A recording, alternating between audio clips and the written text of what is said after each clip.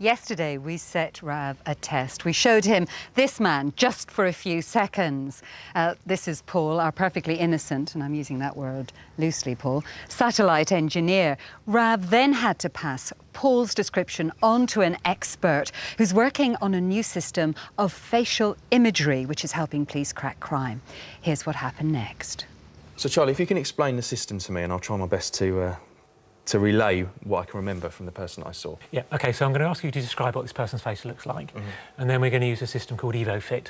And to do that, I'm going to show you screens of faces that looks a little bit like this person, and I'm going to ask you to select from those screens.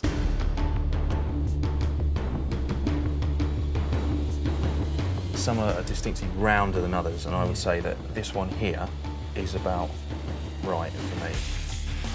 About there. At the moment, I think that's pretty good from what I can remember. That hair is definitely too long. Just needs to come forward a tiny bit as well. The hairline. The hairline down.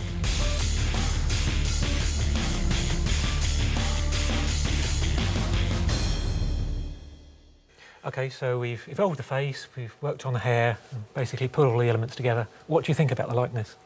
I'm pretty happy with that. I think that's as close as we're going to get. Yeah, I'm happy with that. So, that's who I saw yesterday on the left, and that's the EvoFIT that I created on the right. And Dr. Charlie Froude's with me again now. Charlie, good morning. How do you think I did? I think you did pretty well. I think the region around the eyes has come out quite well. We know that part of the face is quite important. The hairline and the outside part of the face, that's worked reasonably well.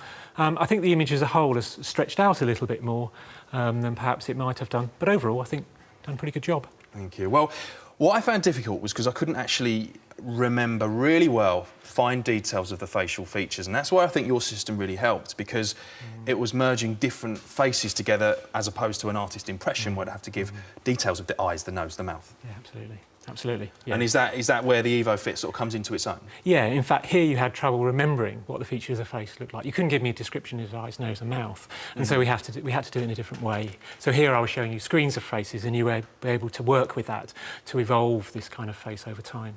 Now, it's still relatively early days for EvoFIT, but how's it going so far with this extended trial period that you've got at the moment? We've actually been selling the system for a couple of years, and we have 14 police forces that are using the system, so that's good news. Performance of the system is actually quite good. In the laboratory, we find that people produce composites that other people recognise about 40% of the time. When we give it to the police to do formal field trials, we're getting an arrest rate of a suspect from a composite about 40% of the time, which is really quite a lot higher than the older systems. It's really high. And very briefly, the beauty about this system, I suppose, is it's all within here on your laptop. You can go to a vulnerable or an elderly person's home and do it there and then. Yeah, absolutely. It's all portable equipment, and, you know, it's... Yeah, and that's the beauty of it. You can take it on the road. Well, there's our innocent man. I suppose we better get him off the board. But I've just got time now.